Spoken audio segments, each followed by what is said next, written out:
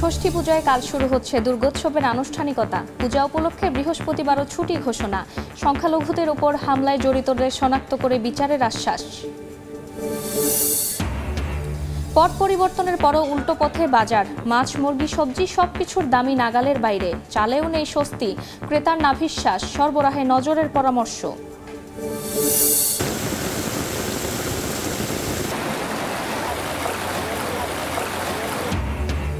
ডুবন্ত জনপদে ভারী বৃষ্টিতে আবারও প্লাবন আতঙ্ক।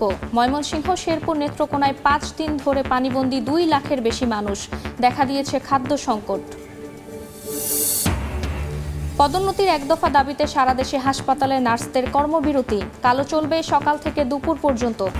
এবং আগের তুলনায় দেশে 9.5% বেড়েছে বাঘের সংখ্যা। জরিপ ফল ঘোষণা, রয়্যাল বেঙ্গল টাইগার আছে 125টি। প্রাকৃতিক বনগুলো রক্ষায় উদ্যোগ নেয়ার ঘোষণা।